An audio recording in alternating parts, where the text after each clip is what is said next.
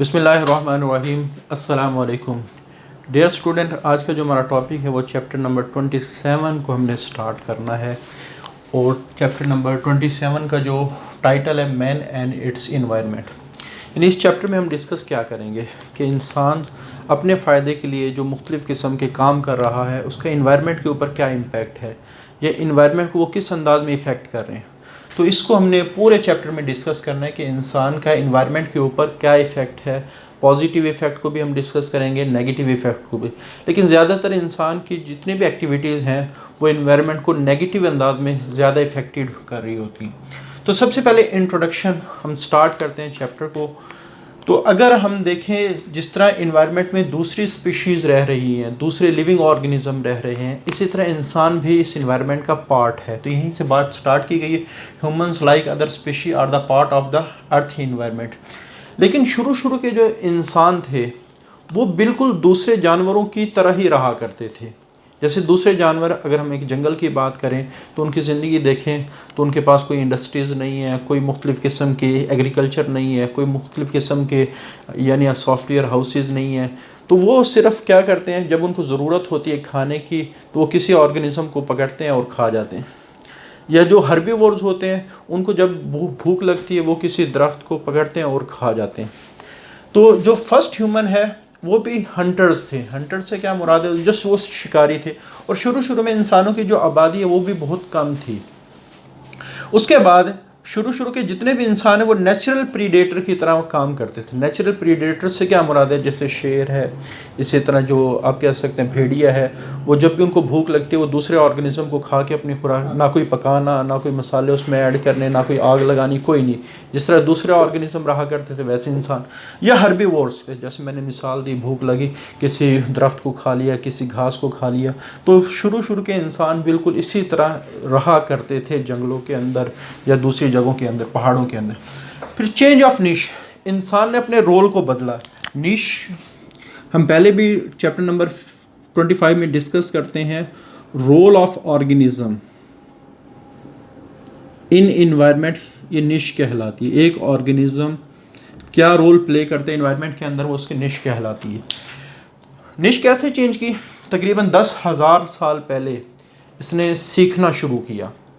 और जो मुख्तलिफ़ काम जो सीखे उनमें से एक काम ये था एग्रीकल्चर, कि एग्रीकल्चर की जाए, ज़राअत की जाए, खेत लगाए जाएँ, फसलें उगाई जाएँ। ठीक है, तो इसने क्या करना शुरू कर दिया, जब एग्रीकल्चर उसने सीख ली तो उसने जो जंगल की ज़मीन है या दूसरे जो नेचुरल इकोसिस्टम है उनकी जो ज़मीन है उसको एग्रीकल्चर प्रोडक्शन, ज़राअत के लिए इस्तेमाल करना शुरू कर दिया।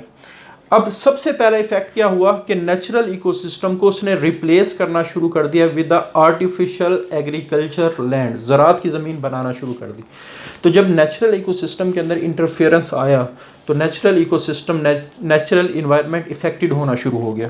उसके बाद दूसरा काम उसने क्या किया, इंडस्ट्रीज़ लगाना शुरू की। अब इंडस्ट्रीज़ का फ़ायदा तो ये हुआ कि रेस द स्टैंडर्ड्स, इंसान का जो म्यार ज़िंदगी है वो बुलंद हो गया। लेकिन दूसरी तरफ उसने इन्वायरमेंट को बहुत सवियर अंदाज में इफेक्ट किया। Change the human interaction with the global environment. तो जब इंडस्ट्रीज़ लगना शुरू हुई तो इन्वायरमेंट और इंसान का जो इंटरेक्शन है, पहले इंसान एक नेचुरल ऑर्गेनिज्म के तौर पे बिहेव करता था, अब इसने हर चीज़ को आर्टिफिशियल अंदाज में, इवन इन्वायरमेंट को भी चेंज करना शुरू कर दिया। यानी पहले तो इतना ज़्यादा इफेक्ट नहीं हुआ, लेकिन जब इंडस्ट्रियलाइजेशन लगना शुरू हुई, इंडस्ट्रीज़ लगना शुरू हुई तो ऑटोमेटिकली जो इन्वायरमेंट है वो बहुत ज़्यादा इफेक्टेड होना शुरू हुई। ख़ास तौर पर दो बड़ी चीज़ें कि जब इंडस्ट्रीज़ लगाई तो उन इंडस्ट्री को चलाने के लिए उसको एनर्जी की ज़रूरत पड़ी। और इस एनर्जी को हासिल करने के लिए इसने इन्वायरमेंटल रिसोर्सेज को यूटिलाइज़ करना शुरू कर दिया, इस्तेमाल करना शुरू, कंज्यूम करना शुरू कर दिया। और दूसरा, शहर आबाद करना शुरू कर दिया, अर्बनाइजेशन। अर्बनाइजेशन कहते हैं शहर को आबाद करना। जहाँ इंडस्ट्रीज़ लगी वहाँ लोग इकट्ठे होना शुरू हुए, दुकानें बनना शुरू हुए, शहर आबाद हुए। तो ये दो बड़ी ऐसे इसके काम है जिसने इन्वायरमेंट के अंदर बहुत सवियर किस्म के प्रॉब्लम क्रिएट किए। उन्हीं प्रॉब्लम को हमने इस चैप्टर के अंदर डिस्कस करना है। तो सबसे पहले देखना यह है कि व्हाट इज़ इन्वायरमेंट। तो इन्वायरमेंट को सिंपली हम डिफ़ाइन करते हैं कि एक ऑर्गेनिज्म और उसका जो सराउंडिंग का एरिया है उसमें जो चाहे वो लिविंग ऑर्गेनिज्म रहते हैं, नॉन लिविंग थिंग्स मौजूद हैं, वो सारा आप कह सकते हैं इन्वायरमेंट कहलाते हैं। यानी ऑर्गेनिज्म के इर्द गिर्द जितनी भी चीज़ें हैं, चाहे वो जानदार हैं या बेजान हैं, वो सारी चीज़ों का मजमूआ क्या कहलाते हैं? इन्वायरमेंट कहलाते हैं। इन्वायरमेंट का फ़ायदा क्या है? एक ऑर्गेनिज्म को ज़िंदा रहने के लिए जो भी चीज़ चाहिए वो उसको इन्वायरमेंट से मिलेगी। ऑक्सीजन चाहिए, इन्वायरमेंट से मिलेगी। पानी चाहिए, इन्वायरमेंट से मिलेगी। कार्बन डाइऑक्साइड जैसे प्लांट को चाहिए, इन्वायरमेंट से मिलेगी। तो इन्वायरमेंट, जितने भी ऑर्गेनिज्म हैं उनका जो इन्वायरमेंट है उन ऑर्गेनिज्म को ज़िंदा रहने के लिए चीज़ें प्रोवाइड करते हैं। तो यही बात है, इट इज़ ट्रेयर ख़जाने को कहा जाता है कि एक ऑर्गेनिज्म को ज़िंदा रहने के लिए जितने भी रिसोर्सेज चाहिए उन सारे रिसोर्सेज का जो ख़जाना है वो इन्वायरमेंट है। और इन्वायरमेंट ऑर्गेनिज्म को डायरेक्टली या indirectly food, shelter, clothing and fuel ये प्रोवाइड कर रहे हैं। इनडायरेक्टली से क्या मुराद है? जैसे बाद ऑर्गेनिज्म डायरेक्टली फूड नहीं बना सकते, अब सनलाइट चाहिए फूड बनाने के लिए, अब फूड प्रोड्यूसर बनाते, लेकिन ह्यूमंस को वो, तो इन शॉर्ट जो सनलाइट की एनर्जी है फूड के ज़रिए से हमारे पास आई, तो ये इनडायरेक्टली एनर्जी आ गई। तो इन्वायरमेंट चीज़ों को डायरेक्टली भी दे रहे हैं, इनडायरेक्टली भी दे रहे हैं। मुख्तलिफ चीज़ें जैसे फूड है, शेल्टर है, क्लॉथिंग है, फ्यूल है, ये सारे ऑर्गेनिज्म के पास आ रहे हैं। जैसे फ्यूल की हम बात करें, जो फॉसिल फ्यूल होते हैं, जो पुराने ज़माने के जो ऑर्गेनिज्म हैं उनकी बॉडी जब डिके होती है तो वो डिके ही फॉसिल फ्यूल के अंदर कन्वर्ट होती है। अब ये इनडायरेक्टली ऑर्गेनिज्म को, ह्यूमंस को मिला है। पहले ऑर्गेनिज्म की बॉडी में फ्यूल गया, वो फ्यूल फिर डिके होने के बाद इंसान के पास है, तो ये इनडायरेक्टली आ गया। इन्वायरमेंटल रिसोर्सेज, तो वो चीज़ें जो ऑर्गेनिज्म के एग्जिस्टेंस के लिए, वजूद के लिए, ज़िंदा रहने के लिए ज़रूरी हैं, वो इन्वायरमेंटल रिसोर्सेज को हमने इस चैप्टर के अंदर डिस्कस करना है। तो इन्वायरमेंटल रिसोर्सेज वो प्राइमरी सोर्सेज हैं जो ऑर्गेनिज्म को ज़िंदा रखने की कोशिश करेंगे। आगे ये दो किस्म के हैं, रिन्यूएबल रिसोर्सेज और non renewable resources. Renewable resources में ऐसे रिसोर्सेज शामिल हैं जो रिसाइकलिंग के साथ जुड़े हैं, यानी एक दफ़ा इस्तेमाल हुए फिर दोबारा बन गए, फिर इस्तेमाल हुए फिर दोबारा बन गए, और जो भी चीज़ साइकिल के साथ जुड़ जाए, जिसकी रिसाइकलिंग होती है, वो ख़त्म नहीं हो सकती। तो ऐसे रिसोर्सेज जब तक कोई दूसरा फैक्टर उसको उस साइकिल को अपसेट नहीं करता, नेचर में जितने भी साइकिल बने हुए हैं और हर वो चीज़ जो साइकिल के साथ जुड़ी हुई है वो कभी भी दुनिया से ख़त्म नहीं होती। जैसे पानी का एक साइकिल है कि पानी इस्तेमाल होता है फिर दोबारा इन्वायरमेंट में आता है, इस्तेमाल होता है फिर दोबारा इन्वायरमेंट में आता है।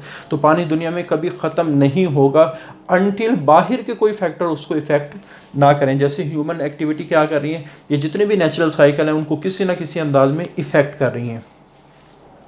तो रिन्यूएबल रिसोर्सेज ऐसे रिसोर्सेज को कहा जाता है जो रिसाइकल हो रहे हो एंड नेवर डिप्लीटेड, और नेचर में वो कभी ख़त्म नहीं होते हों।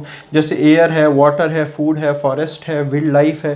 तो ये सारे वो रिसोर्सेज हैं इन्वायरमेंट के जिनको, जो ख़त्म नहीं हो सकती क्योंकि साइकिल के साथ जुड़े, ख़त्म होंगे दोबारा बन जाएंगे, ख़त्म होंगे दोबारा बन जाएंगे।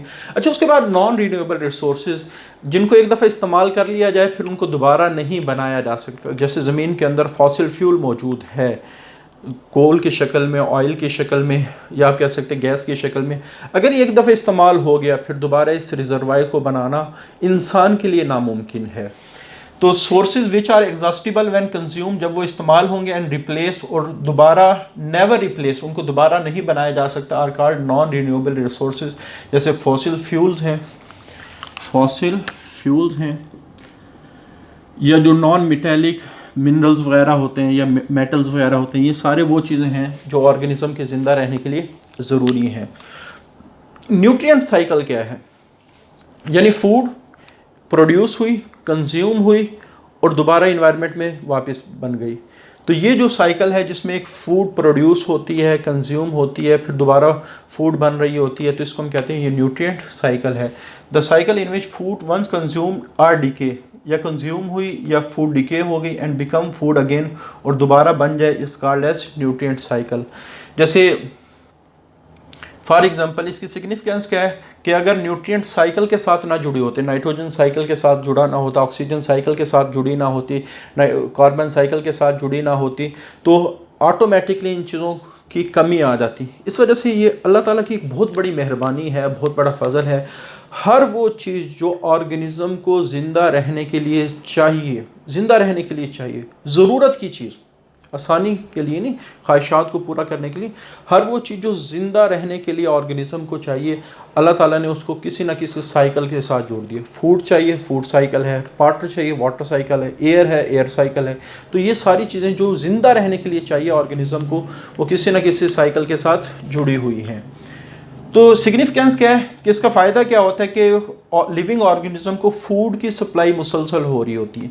अच्छा, साइकिल किस तरह बनता है? फूड प्रोड्यूस हुई, ऑर्गेनिज्म ने कंज्यूम की, उन ऑर्गेनिज्म की डेथ हुई, वो ऑर्गेनिज्म डिकम्पोजर आएंगे, उनसे वापस मिनरल्स को निकाल के दोबारा फूड को प्रोडक्शन के लिए दे देंगे। तो ये हमने नाइट्रोजन साइकिल जो चैप्टर 25 में डिस्कस किया, तो उसमें डिटेल में सिर्फ हमने नाइट्रोजन को देखा था कि पहले प्लांट क्या करते हैं, फूड बनाते हैं मुख्तलिफ़ किस्म के न्यूट्रिएंट से। जब प्लांट को फिर एनिमल खाते हैं, और एनिमल की बॉडी, जब प्लांट और एनिमल की बॉडी की डेथ होती है तो उनकी बॉडी डिकम्पोज होती है। डिकम्पोजर क्या करते हैं, उन्हीं मिनरल्स को जो उनकी बॉडी में स्टोर हैं तो उनको दोबारा इन्वायरमेंट में वापस भेजते हैं, फिर उन मिनरल से फूड बनाए जाते हैं। तो प्रोडक्शन, कंजप्शन और डिके, तो ये 3 स्टेप हैं। और डिके के बाद दोबारा वही मिनरल्स प्रोडक्शन में आ जाते हैं, प्रोडक्शन के बाद वही फूड कंजप्शन में आ जाते हैं, और उसके बाद डिके होते हैं। तो ये जो साइकिल है, ये न्यूट्रिएंट्स है। अपसेट कैसे होगा? कहीं भी प्रॉब्लम आ जाए, जितनी फूड प्रोड्यूस हो रही हो, कंज्यूम, डिके हो रही हो, तो इन सारों का मजमुआ 0 होना चाहिए। यानी आप कह सकते हैं अगर 10 ग्राम फूड प्रोड्यूस हुआ तो कंजप्शन और डिके के लेवल पे 5 ग्राम और 5 ग्राम होना चाहिए, फिर जाके ये दोबारा 10 ग्राम की तरफ आ सकता है। अगर सपोज इनमें से कोई एक फैक्टर भी डिस्टर्ब हो गया, जैसे फूड प्रोडक्शन कम हो जाए, तो ऑटोमेटिकली उस ऑर्गेनिज्म को जब फूड नहीं मिलेगी, उनकी भी क्या होना शुरू हो जाएगी, डेथ होना शुरू हो जाएगी। तो ये न्यूट्रिएंट साइकिल इन 3 फैक्टर्स में से किसी एक फैक्टर के अपसेट होने की वजह से होता है। प्रोडक्शन, नॉट इनफ प्रोड्यूस, उसके बाद टू मच कंज्यूम, खुराक कम पैदा हो रही है, इस्तेमाल ज़्यादा हो रही है, खुराक कम हो जाएगी एक इकोसिस्टम के अंदर, या जो डिकेड न्यूट्रिएंट नॉट रिटर्न, या फूड प्रोडक्शन भी ठीक है, कंजप्शन भी ठीक है, अगर डिके ठीक ना हो तो दोबारा जो साइकिल को स्टार्ट करना क्या हो जाएगा, मुश्किल हो जाएगा। तो यानी इन 3 स्टेप में से एक स्टेप में भी अगर प्रॉब्लम आ गया तो आप कह सकते हैं कि फूड की जो सप्लाई एक इकोसिस्टम के अंदर, वो सारी के सारी डिस्टर्ब हो जाएगी। तो ये एक दफ़ा शॉर्ट क्वेश्चन आया था कि define the nutrient cycle, give how it is upsetting, कि ये किस तरह अपसेट हो रहा है या किस तरह अपसेट हो सकता है। तो इसको आप लोगों ने अच्छी तरह देखना है। अच्छा, आखिर में एक छोटी सी बात कि ज़मीन जिस पर हम रह रहे हैं, अल्लाह ताला ने इसको सेल्फ सस्टेन्ड यूनिट बनाया है कि अगर इंसान इसको डिस्टर्ब ना करे तो इसमें हर चीज़ खुद को रिन्यू करती रहती है। जंगल, उसमें आग लग जाए, लेकिन अल्लाह ताला ने कोई ऐसा साइकिल बनाया कि जंगल दोबारा बन सकते हैं। ऑर्गेनिज्म के एक बहुत बड़े ग्रुप की डेथ हो जाए, अल्लाह ताला ने एक साइकिल बनाया कि उन ऑर्गेनिज्म की ऐसी बर्थ होगी, ऐसा प्रोसेस चलेगा, वो दोबारा रिन्यू हो जाएंगे। यानी इसको हम कहते हैं सेल्फ। ज़मीन के ऊपर जितनी भी चीज़ें हैं वो सेल्फ सस्टेन्ड यूनिट है, और जितनी भी चीज़ें हैं वही ऑर्गेनिज्म के पास अवेलेबल है, बाहर से कोई चीज़ नहीं आ सकती। अगर यहाँ जितनी भी चीज़ें हैं, जैसे एक ये जो खलाबाजों का जो ग्रुप है वो स्पेस में जाता है, और स्पेस में जो फूड है वही उसको ज़िंदा रखेगा। अगर वो कहेंगे यार फूड हम 2-3 दिन में ख़त्म कर लेते हैं, नया आ जाएगा, पॉसिबल ही नहीं, लाखों किलोमीटर वो ज़मीन से दूर है, तो अब वो क्या करेंगे, इस फूड को एहतियात से इस्तेमाल करेंगे, क्योंकि उनको पता है क्योंकि अगर ये फूड ख़त्म हो गया तो इस फूड को दोबारा नहीं बनाया जा सकता। तो इसी तरह ज़मीन के ऊपर जो रिसोर्सेज हैं, यही रिसोर्सेज हैं जिसने लाइफ को चलाना है। अगर ये रिसोर्सेज ख़त्म हो गए, नेचर में तो ये सेल्फ सस्टेन यूनिट है कि नेचर में तो ऐसे प्रोसेस हो रहे हैं जिनको ख़त्म नहीं होने दे रहे, लेकिन इंसान की जो एक्टिविटीज़ हैं वो इन साइकिल्स को डिस्टर्ब कर रही है। अगर ये रिसोर्सेज खुदा न खास्ता ख़त्म हो जाए तो फिर इंसान को इन रिसोर्सेज को प्रोवाइड करने के लिए किसी और सियारे से चीज़ नहीं आएगी। तो यही चीज़ें हैं, इसी पर गुजारा करना है। इस वजह से ज़रूरत इस चीज़ की है कि हम इनको वाइजली इस्तेमाल करें, अक्लमंदाना तरीके से इस्तेमाल करें, क्योंकि अगर ये डिस्टर्ब हो गए तो सारी लाइफ ही क्या हो जाएगी, डिस्टर्ब हो जाएगी।